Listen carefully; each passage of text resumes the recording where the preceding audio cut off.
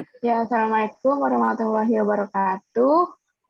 Perkenalkan, saya Jen Iriani Sutarjo, asalnya dari D3 Perpajakan Suponegoro dan sekarang S1 Akuntansi di Universitas 11 Maret. Nah, pengalamannya itu sebagai staf pajak di CV Krisna Agung Mitra Inti. Nah, organisasi yang pernah saya ikuti, yang pertama ada Humas BKMW Universitas Diponegoro dan sekarang hubungan eksternal di BEM FEB Universitas 11 Maret. Nah, tema yang akan saya angkat malam ini yaitu efektivitas harga komoditas pangan dan bensin selama masa pemerintahan Jokowi. Next. Nah, dampak COVID-19 terhadap perekonomian itu yang pertama ada terganggunya aktivitas pertanian, perkebunan, serta perikanan yang merupakan mata pencarian pokok sebagian besar dari masyarakat Indonesia. Lalu terganggunya aktivitas perdagangan baik di pasar maupun pertokoan serta arus transportasi barang dan jasa. Lalu ada terhentinya aktivitas dari penerbangan dan merosotnya tingkat hunian penginapan dan hotel serta sepinya kedai serta rumah makan. Lalu macetnya sektor UKM atau IKM dan menurunnya pendapatan asli daerah. Next. Nah, ada beberapa hal yang perlu dicermati sebagai dampak COVID-19 ini sendiri. Yang pertama, pelaku sektor produksi atau pabrik pengolah komoditi perkebunan dan menghasil produk hilir lainnya yang mengurangi atau menghentikan proses produksi sejak COVID-19 ditetapkan sebagai bencana nasional. Lalu penyaluran kredit atau pinjaman perbankan terhadap dunia usaha, pelaku ekonomi non-formal, dan terganggu usahanya. Nah, yang terakhir, petani yang terdampak terhadap penurunan harga akibat pandemi ini sendiri. Next. Nah, di sini permasalahan yang dibawa pertama, kondisi perekonomian dari waktu ke waktu itu selalu mengalami perubahan, di mana hal ini ditandai dari adanya perubahan nilai mata uang dari suatu negara. Jika dibandingkan dengan tempo-tempo sebelumnya, ketika seseorang membelanjakan sebuah nominal uang tertentu pada tempo sekarang, maka jumlah nominal uang tersebut belum tentu dapat memiliki nilai yang sama pada tempo selanjutnya. Alasan atau penyebab utama terjadinya penyusutan nilai mata uang di suatu negara yaitu inflasi. Nah, inflasi dapat memberikan dampak terhadap kebanyakan hajat hidup orang banyak, antara lain seperti pada nilai mata uang, tingkat konsumsi, dan tingkat investasi. Karena inflasi berdampak pada banyak bidang kehidupan. Oleh karena itu, diperlukan suatu analisis untuk membahas tentang inflasi ini sendiri. Nah, pemahaman tentang penyebab terjadinya inflasi ini dapat membantu pihak terkait dalam melakukan tindakan yang sifatnya preventif terhadap kerugian yang mungkin timbul. Nah, dampak inflasi ini sendiri dapat dirasakan di Indonesia. Tingkat inflasi yang begitu tinggi pernah terjadi di Indonesia di tahun 1963, 64, dan 65. Selain itu, di tahun 1998, Indonesia juga pernah mengalami tingkat inflasi yang cukup tinggi. Inflasi yang begitu tinggi dapat menyebabkan biaya hidup yang semakin tinggi semenjak terjadinya kenaikan harga barang pokok. Tingkat inflasi yang begitu rendah juga dapat memberikan masalah tersendiri, terutama bagi negara industri yang banyak menghasilkan output. Nah, memasuki tahun 2014, Indonesia telah memiliki seorang presiden baru, yaitu Joko Widodo. Nah, salah satu tugas utama beliau adalah menjadi presiden, tentunya mengendalikan dari tingkat inflasi ini sendiri. Nah, presiden ini sependapat bahwa pengendalian inflasi merupakan hal yang penting karena pendapatan domestik bruto tumbuh tetapi nilainya lebih kecil daripada inflasi akan sia-sia. Apalagi kondisi ekonomi global sekarang mulai tergerus oleh perang global yang dapat membuat kinerja dari PDB ini setiap negara semakin terganggu. Next.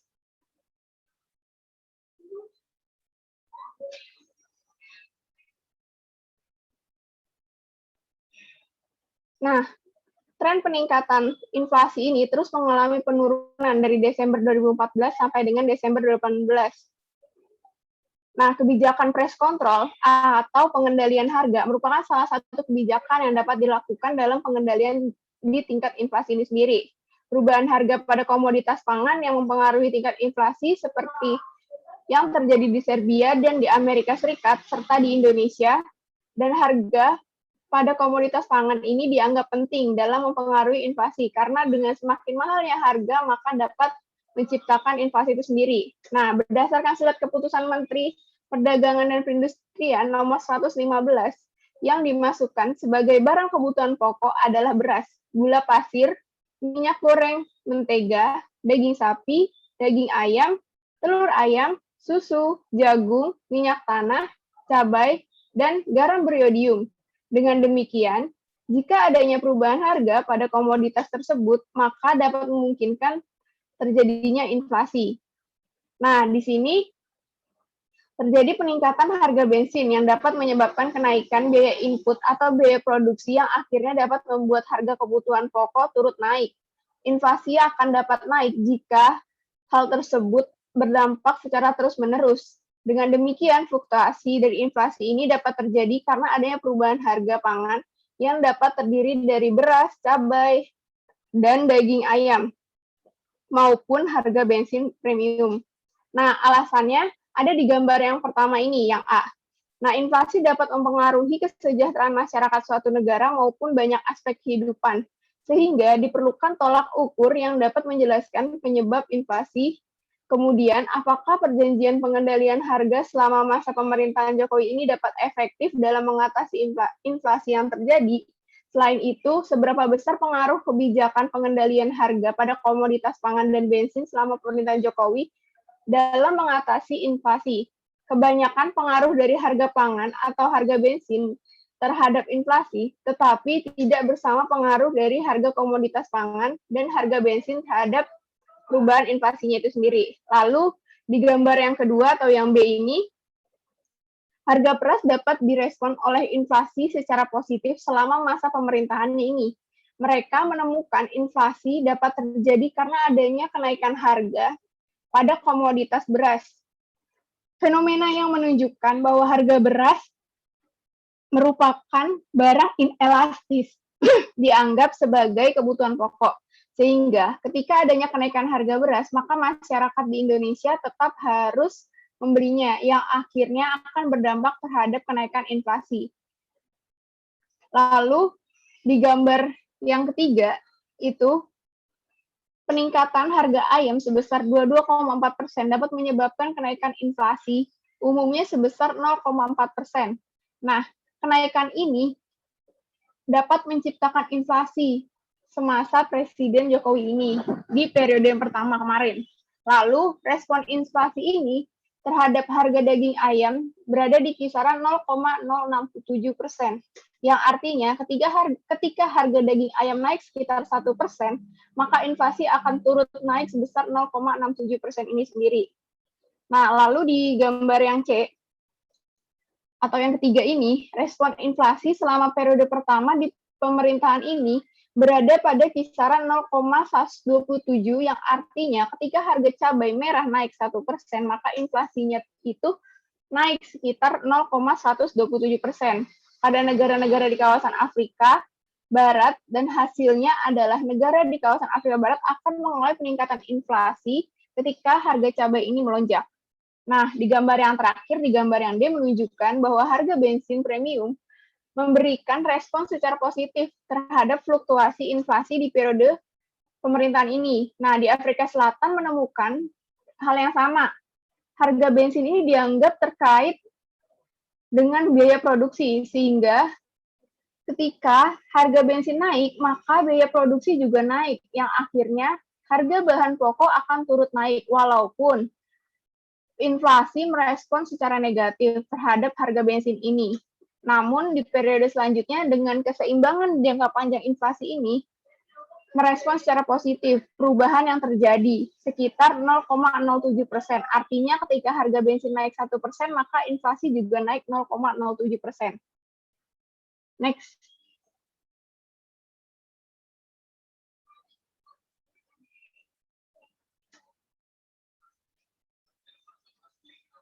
Nah, kesimpulan yang dapat diambil, kebijakan pengendalian harga dan komoditas pangan serta komoditas bensin harus dilakukan mengingat kedua komoditas tersebut dapat mempengaruhi tingkat inflasi jika pemerintahan ini menaikkan harga pada kedua komoditas tersebut. maka inflasi pun juga akan bergerak ke arah yang sama. Namun, bagaimanapun juga kebijakan moneter yang paling efektif dalam mempengaruhi tingkat inflasi selama pemerintahan ini, mengingat kedua komoditas utama yang dapat mempengaruhi secara positif terhadap tingkat inflasi, maka di pemerintahan Jokowi ini harus dapat menekan harga di kedua komoditas tersebut. Beberapa cara yang dapat dilakukan adalah meningkatkan hasil produksi pangan sehingga harga komoditas pangan dapat ditekan. Selain itu, di jangka pendek, kebijakan impor pangan atau bahan bakar minyak dapat dilakukan dengan tujuan untuk mencegah adanya kenaikan inflasi. Nah, dalam hal penetapan kebijakan moneter, pemerintah harus menetapkan tingkat bunga acuan yang tidak terlalu rendah, karena hal tersebut dapat mencegah penambahan jumlah uang beredar yang merupakan sebagai faktor dari inflasi itu sendiri. Nah, pada masa pandemi seperti ini, sekarang mungkin pemerintah dapat menurunkan harga bunga acuan, apalagi tingkat inflasi juga rendah, sehingga memasukkan kebijakan moneter ini seperti tingkat bunga acuan sebagai salah satu perubahan di tingkat inflasi Indonesia. Sekian presentasi dari saya. Apabila ada yang kurang jelas, bisa ditanyakan.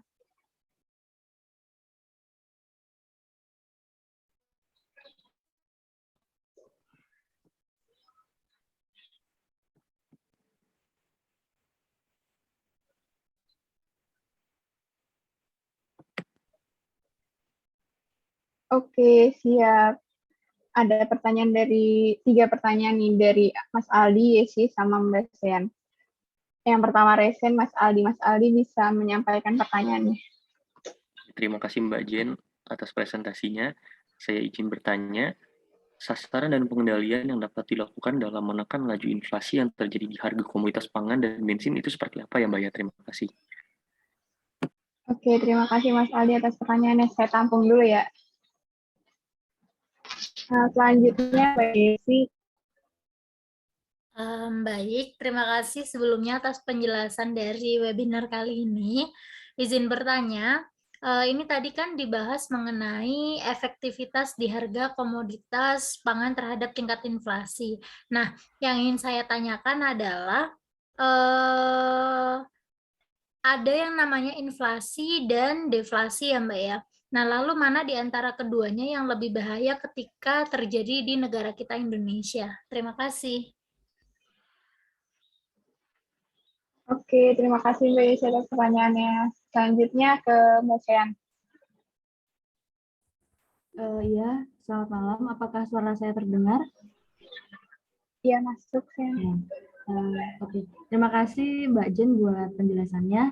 Saya izin bertanya, bagaimana ya strategi yang dilakukan oleh pemerintah dalam menjaga inflasi di tengah pandemik seperti sekarang ini? Begitu saja pertanyaannya. Terima kasih, Mbak Jen.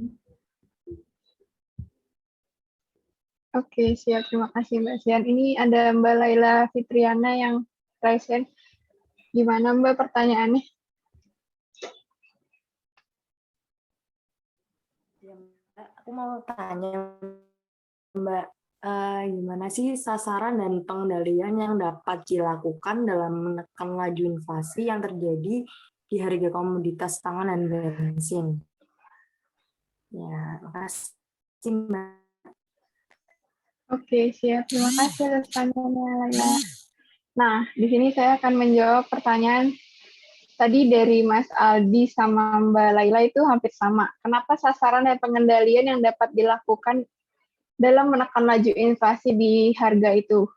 Nah, sasarannya itu tercakup di Undang-Undang di Bank Indonesia itu tujuannya kan mencapai dan memelihara kestabilan dari nilai rupiah itu. Nah, kestabilan nilai rupiah ini mengandung dua aspek, yaitu kestabilan nilai mata uang terhadap barang dan jasa, serta kestabilan terhadap mata uang negara lain. Nah, aspek pertama yang tercermin pada pengembangan laju inflasi, sementara aspek kedua tercermin pada pengembangan nilai tukar rupiah terhadap mata uang negara lain. Nah, perumusan tujuan tunggal ini dimaksudkan untuk memperjelas sasaran yang harus dicapai serta batas-batas tanggung jawab. Dengan demikian, tercapai atau tidaknya kelak dapat diukur dengan mudah. Nah, pencapaian tujuan ini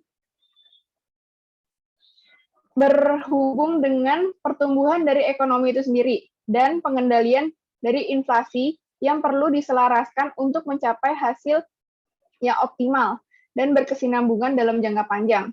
Lalu, pengendalian dari inflasi itu sendiri di kebijakan moneter Bank Indonesia ditujukan untuk mengelola tekanan harga yang berasal dari sisi permintaan agregat yang relatif terhadap kondisi sisi penawaran. Kebijakan moneter yang ditujukan untuk merespon kenaikan inflasi yang disebabkan oleh faktor yang bersifat kejutan dan bersifat sementara ini akan hilang dengan sendirinya seiring dengan berjalannya waktu. Sementara itu, inflasi juga dipengaruhi oleh faktor yang berasal dari sisi penawaran ataupun yang bersifat kejutan ini terjadi kenaikan di harga minyak dunia dan adanya gangguan panen atau banjir. Nah, dari bobot dalam keranjang IHK ini, bobot inflasi yang dipengaruhi oleh faktor penawaran dan kejutan diwakili oleh kelompok volatile food dan administrasi price. Nah, yang mencakup kurang lebih 40%-nya. Nah, gimana Mas Aldi dan Mbak Laila atas tanggapan saya? Siap, sudah sangat menjawab Mbak Jen, terima kasih. Oke, terima kasih Mas Aldi dan Mbak Laila. Selanjutnya pertanyaan dari Mbak Yesi.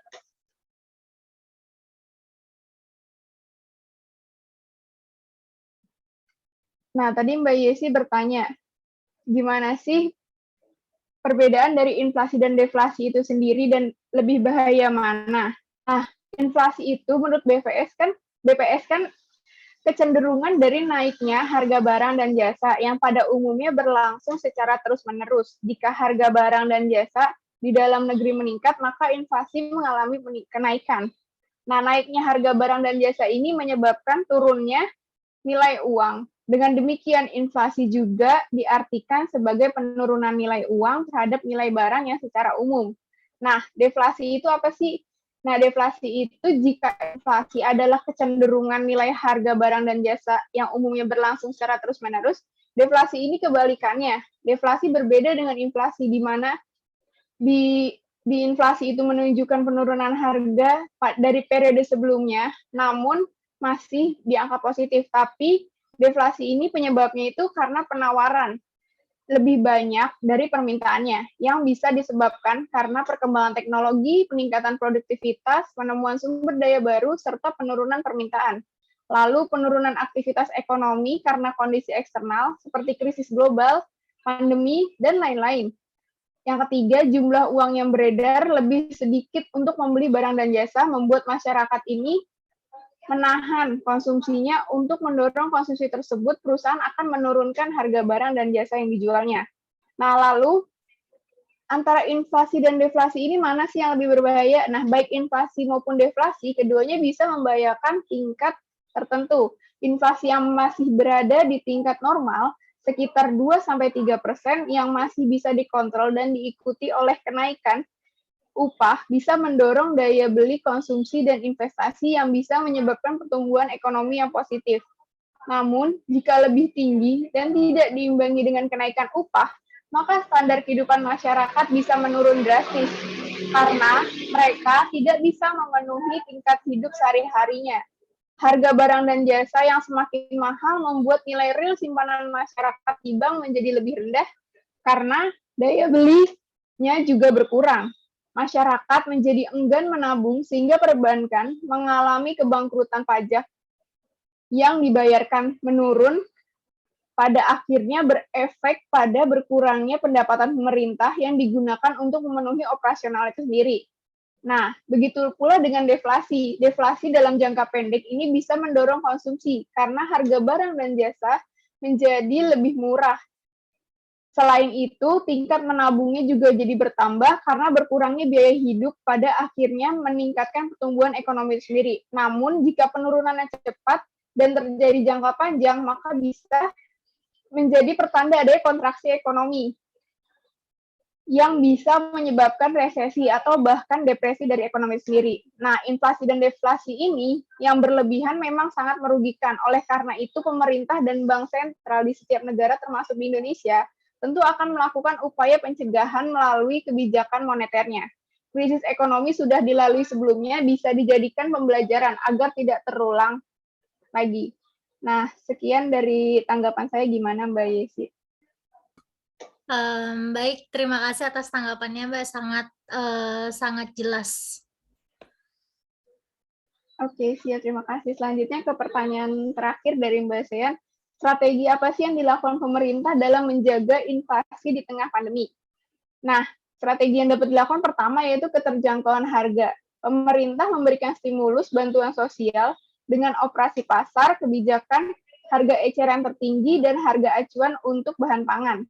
Lalu yang kedua ada ketersediaan pasokan melalui pemenuhan logistik di daerah konsentrasi COVID-19 ini sendiri, seperti cadangan beras Bulog saat ini juga memadai. Di tingkat retail dilakukan pembatasan pembelian. Selain itu, pemerintah akan memberikan relaksasi impor khusus komoditas tertentu. Nah, yang ketiga, memastikan kelancaran distribusi, pengawasan dilakukan oleh Polri. Nah, kerjasama antar Pemda dan rekayasa sistem logistik yang melibatkan BUMN dan BUMD-nya. Lalu yang keempat, melakukan komunikasi efektif. Nah, pemerintah bersama tim pengendali inflasi di daerah ini dan pusat berkoordinasi dan melakukan monitoring stok. Komunikasi bijak juga dilakukan agar masyarakat tidak melakukan panic buying. Nah, seperti itu strateginya. Gimana, Mbak Sian? Ya, baik Mbak Jen, terima kasih atas tanggapannya. Sudah jelas ya. Terima kasih. Terima kasih, Sian. Sekian pemaparan dari saya. Kurang lebih mohon maaf. Wassalamualaikum warahmatullahi wabarakatuh.